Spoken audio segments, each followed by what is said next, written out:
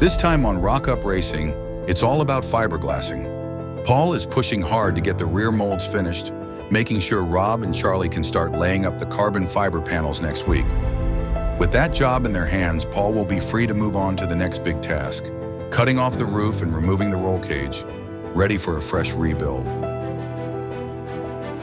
Welcome to Rock Up Racing.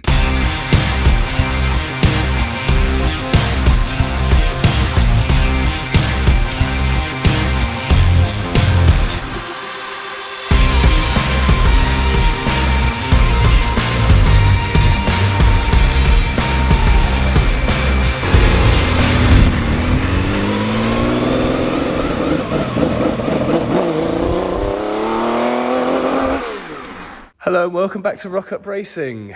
We're still alive, I'm deaf as a post though.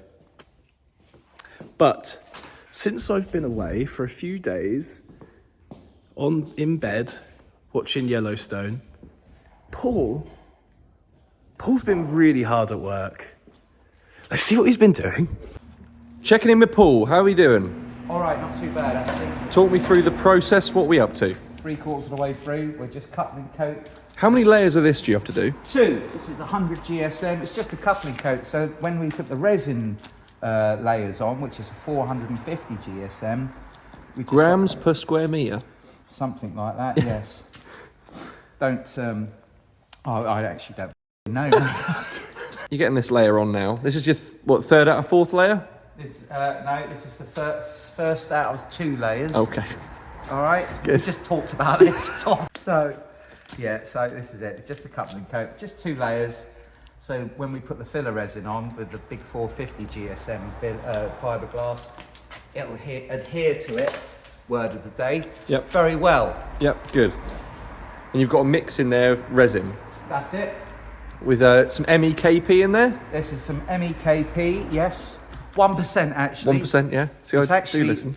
They recommend 1.5 to 3%. Okay. But it's a big panel, and I'm on my own doing it because everybody's ill. Yeah. Because they're all lightweights.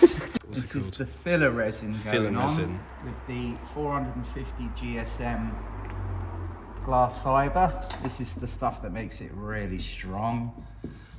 It's taken a while because the panel obviously is a awkward shape. And it's thick stuff, so it actually takes a while for it to get into all the crevices and become a bit flexible and malleable. So how many layers are you going to plan to put on this? Okay, so we're going to put 2 layers on it, but we're going to put 3. As the shape it's in, there's quite a lot of rigidity in the wheel arch. So we're going to put 2 layers of it on and 3 layers around the flange, just to give it a little bit of strength. So it doesn't flex or anything? So it doesn't flex. Because if that would be a huge problem if this mould sort of flexed in any way. Because obviously then it wouldn't be the right shape. Absolutely. When we make the part, so some reinforcement. Yeah. You might have seen people make moulds before that have like a block of wood in the matting, but yeah, I don't think we need to go that extreme. We don't need that in this. It's a good Not shape. in this one. That'll stay well. But this is the last part of it. This is the final week of fiberglassing and everything. So yeah.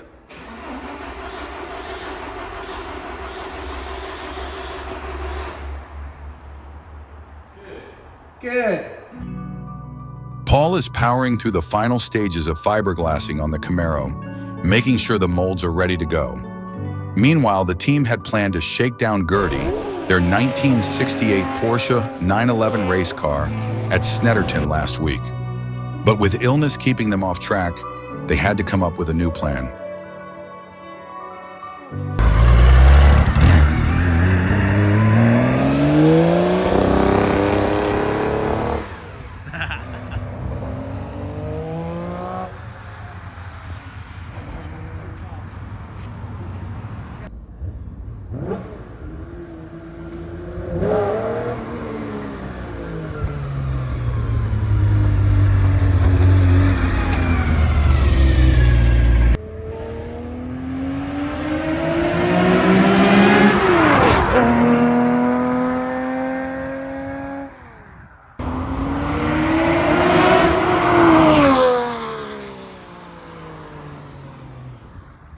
So last week on the video, Paul and I were chatting and I mentioned about a new car I'd bought on eBay.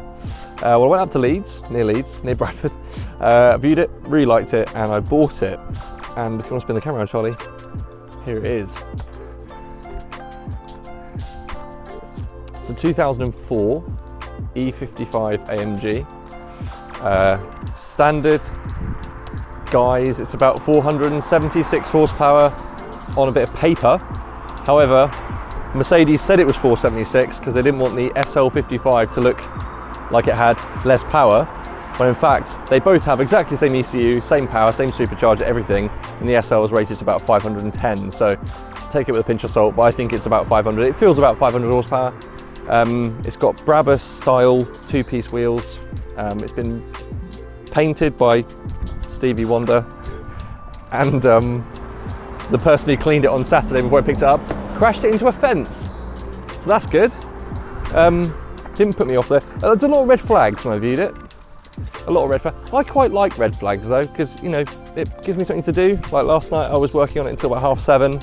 It's therapeutic, you know. There was quite a lot of things I found that really weren't very good at all, including some Jubilee clips on some intake pipes that were basically completely loose. I serviced it. The guy said he'd just serviced it, so I took that with a pinch of salt, big pinch of salt as well. Serviced it with the best oil I could find. Little things still need to be done. It's got carbon's effect number plates, which are absolutely abhorrent, so they're going to be going soon. We're going to get some nice coastal motorsport plates on there. I need to order those today actually. It's got a lightly modified exhaust, which when I got it on the lift, turns out it's had both resonators cut out and the back box cut out. It's quite loud. Insert that video.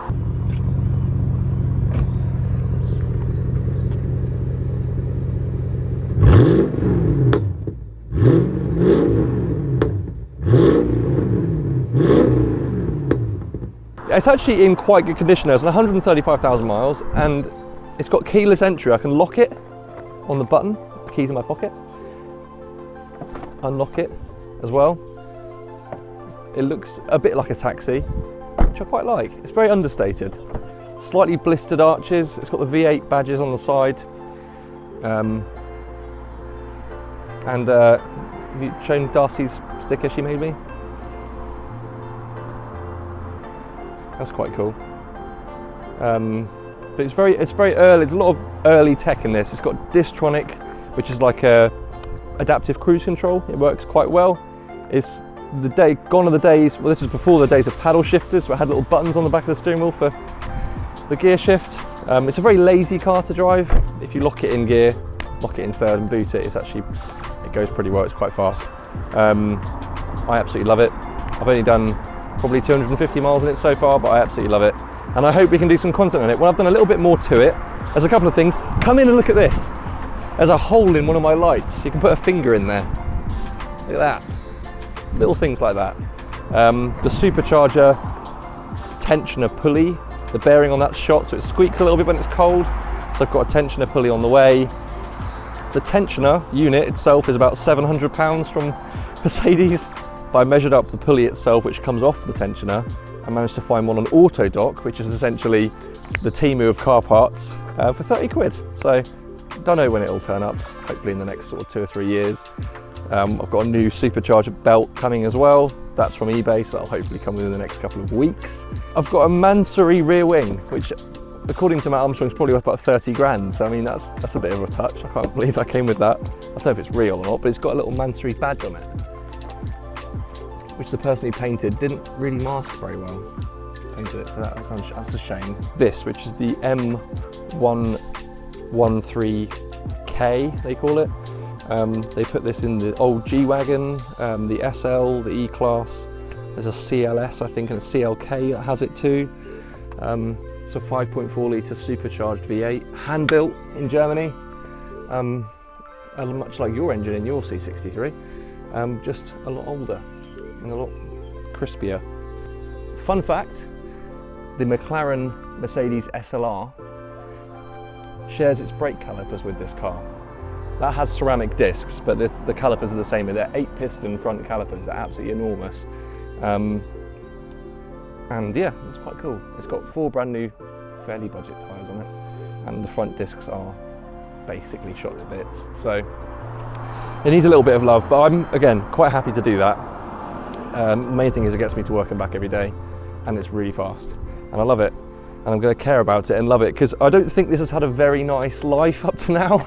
I think people have probably taken it for granted and not really looked after it the way they should have done. So yeah, I feel like it's in the right hands now. I'm going to give it all the love it deserves. If you're enjoying the video, don't forget to hit that subscribe button so you never miss an upload. With the race season fast approaching, the Camaro build is kicking into high gear, and Rob and Charlie will be back on track in Gurty and Jura. Speaking of which, new merch has just landed in the Rock Up Racing store. Grab yourself a Gurty, Jura or Blue car tee today, plus plenty of other designs and gear to check out. Morning all, Thursday morning. Quick walk around the Camaro. We're getting there. This panel's now all the resins on for the filler resin, so this panel's finished now, which is lovely. The reason why we flanged it here is because we have to make a return now, because we need the lip to come in. So we're going to take the flange off. It should come off quite easily, he says. There we go. So this is the back side of the mould now, and there's the return we got to do. So we're going to have to make another mould here to get this lip. Morning, Tom. Tom? Where are you? What are you on today then, Tom? There's a cheeky little Mini. Lovely. What are you doing? Checking your hair out? He's just checked his hair out. I'm on the Mini Cooper. We're putting a clutch in it. Clutch today. Clutch, yeah. Clutch in a Mini. Clutch in a Mini. All right, little update, folks. We have quarter panel all done on the rear. So that's got the resin filler on it now. Just let that go off. Seating difference today is it's quite warm today, and it's going off already, whereas this side took absolutely ages yesterday to go off, but it's all done now. So we're gonna gel coat in here now and let that go off and get that ready for a coupling coat to make the second part of the mold. With Paul making a big push to finish the molds this week, it means carbon fiber panel production can resume next week, starting with the roof and both rear quarters. At the same time, Paul will be cutting off the roof, giving him access to remove the roll cage and fit a brand new one. It's all happening, and this is just the beginning. See you next week. Morning all, how y'all doing today? How small is your head, Paul? Very. So, and everyone prefers these videos to when Charlie's in them, so